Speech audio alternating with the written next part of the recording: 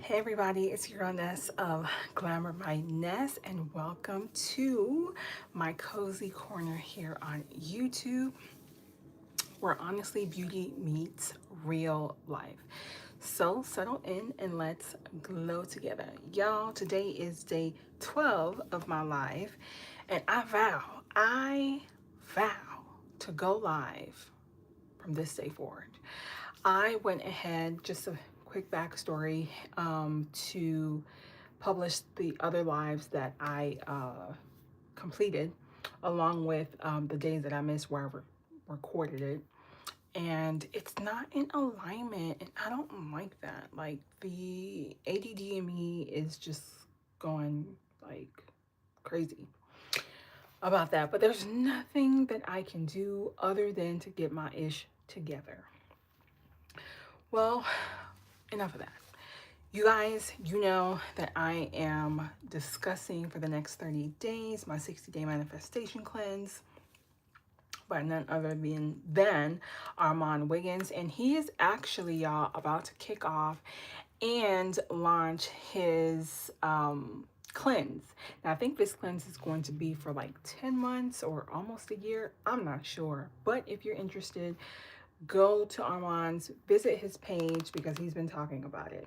Now, this is not sponsored whatsoever. I'm just here for all of it. But you know how I like to kick things off. Let's talk our affirmation, or let's say our affirmation. And our talk, well, before we kick off our series for today's episode, let me just tell you the title, honey. I'm pretty sure you saw it in the header, but it's money, mindset, and manifestation. Everything that essentially we've been talking about, you know? So let's dive right on into our affirmation. And our affirmation is, I receive money with ease and steward it with wisdom. I receive money with ease and steward it with wisdom. Where does your money belief stem from? How do you learn that? Where do you learn that from? And for me, I think honestly for everyone, really, truly, your childhood, your parents. And, you know, I grew up in a very Caribbean household, child. And listen, the I ain't got no McDonald's money.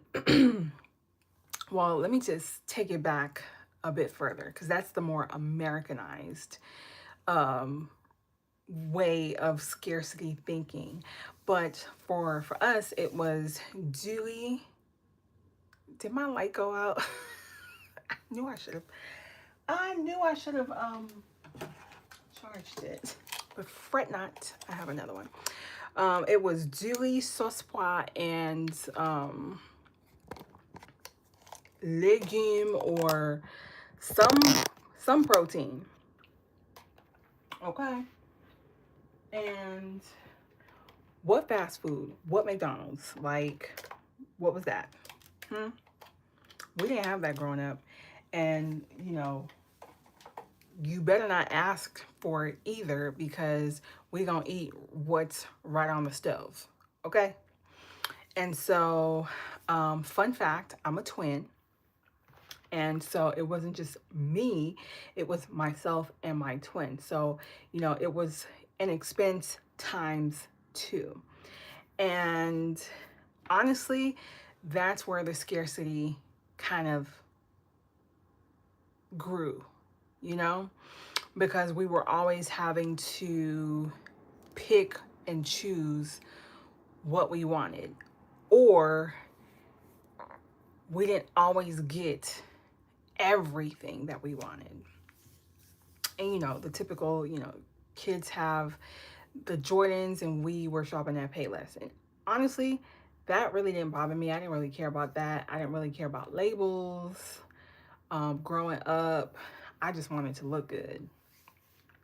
And so, but honestly, those money beliefs stems from childhood. And I can, you know, just remember my mom always, you know, complaining or, saying how she doesn't have it. And my dad at the time also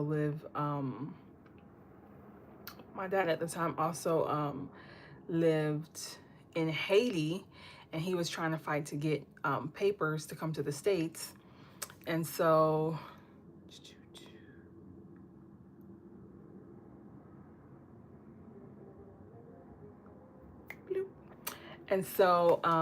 yeah.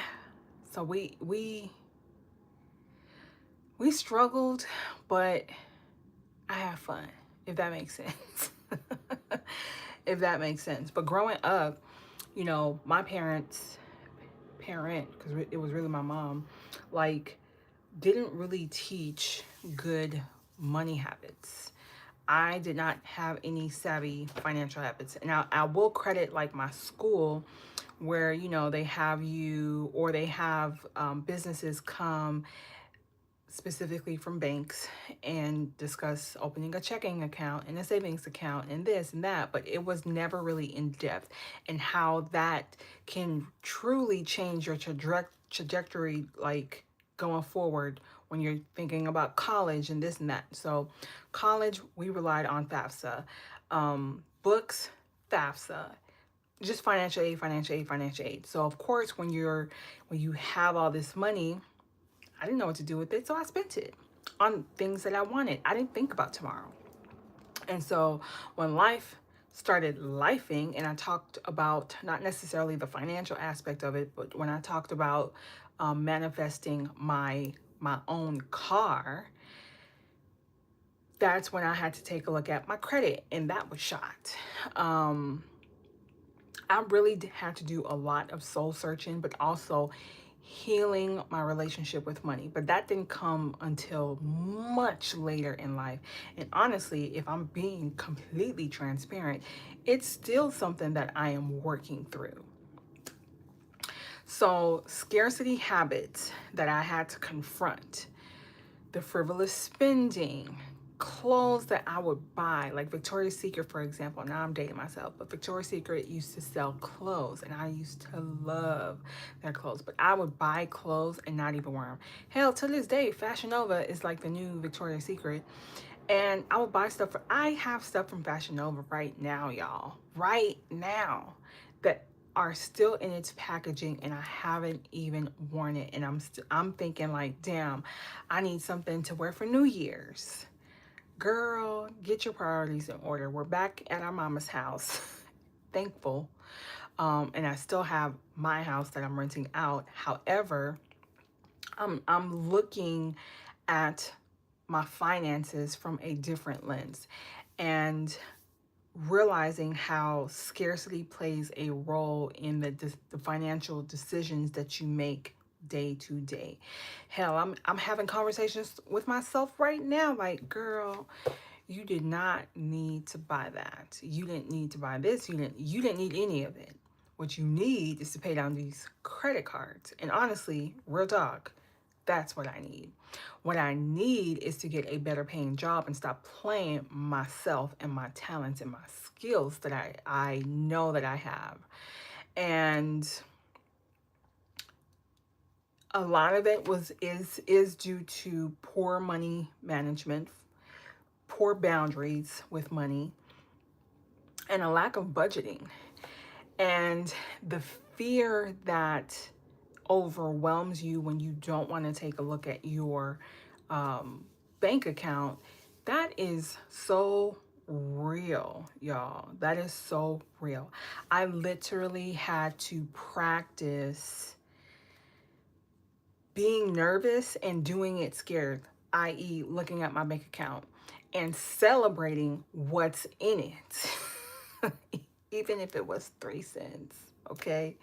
Like, I now celebrate every milestone, and and again, still working through my relationship with money, but the foundation, the anchor for me was learning that money is energy. When you kind of, peel the layers back when it comes to money, money represents access. Money represents freedom. but the tangible stuff that we, and how most of it's not even tangible anymore because everything is digital. But in essence, to my point, it all starts with your mindset. And what I've been doing to foster a better and heal my relationship with money is every 2 weeks when I get paid, I set aside a specified dollar amount to invest, because I'm behind the eight ball. Okay, I am behind the eight ball when it comes to IRAs and retirement and this and the way our society is going today. My God, you have to save. And it drills down to, what is it that I want? What is it that I'm manifesting? And I'm manifesting a soft life, but a soft life requires stewardship. A soft life requires that I withhold instant gratification, right, for a long-term reward. And again, y'all, when I say I am literally still in the middle of learning this lesson, because I keep having to learn the lesson, because old habits, oh my God, like the habits, right? And I've been preaching to the choir, i.e., I'm the choir. Like, to break a habit, you have to form a new one. So, you know what I'm going to do? I'm going to reaffirm the commitment that I made to myself, where I dedicate time, an hour out of my weekend to budget, because I have to be in alignment with what I'm calling in. And if a family is what I want, of course, my husband that, I marry will provide, but I too don't want to pass down my bad habits to my offspring. I don't want to bring my mess into my relationship, because one of the number one things, or point of contentions rather, in marriages is money. Most people get divorced because of money. The statistics are out there. So if I'm requiring a soft life where I have the freedom to do whatever I want, buy whatever I want, I need to be able to be in alignment and steward and make those decisions now, today, for a better tomorrow. And my therapist, and this was years ago, she told me money is energy. Money is energy. And I used to follow, and I think I still do, but Chanel Cooper Sykes, oh my God, she had this amazing affirmation where she calls in money. And you have to believe that you are worthy of it. And for the longest time, I didn't believe it. And I didn't even realize I didn't believe that I was worthy of having lots of money and being able to manage it well so it can last. And, I'm not going to stop talking about this book, y'all. With this cleanse, I realized that in order for me to be in alignment, to steward the blessings that I'm calling in, I needed to make space, but also release those limiting beliefs. I needed to take action in preparing my spirit, my heart, my finances. I shared a couple of lives ago that when it comes to money, I have credit card debt, and I literally found the most amazing prompt, fed it my information to map out a plan to get me out of my bad debt. And when I say get me out of my bad debt, I'm talking about paying off my credit cards and honestly using the money wisely that I'm paying off. We're not paying it off to run it back up. I kid you not, you guys. The moment I decided, the universe was like, yeah, something occurred where the funds that I am still going to use, but that I was going to use to start paying down. And actually, today is December 1st, and today we were supposed to start. I can't do that right now. And the old me would have crashed out. The old me would have said, why me? The old me would have thought it's always something. But the new me, okay, sees it as an opportunity to align myself with my goals.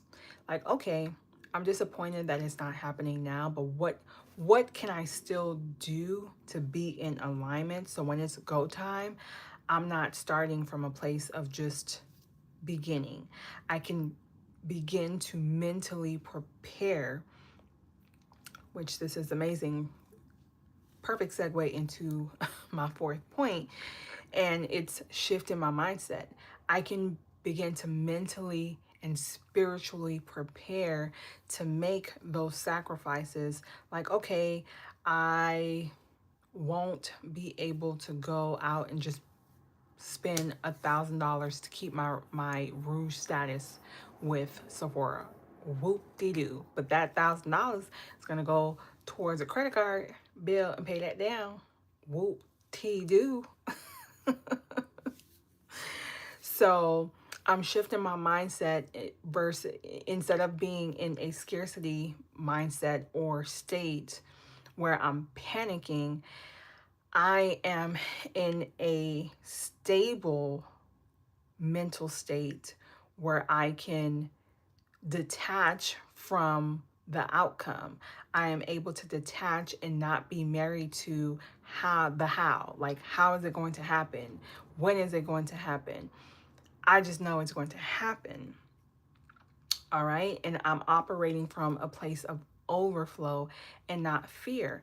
I am still able to set aside X amount of dollars every time I get paid to invest.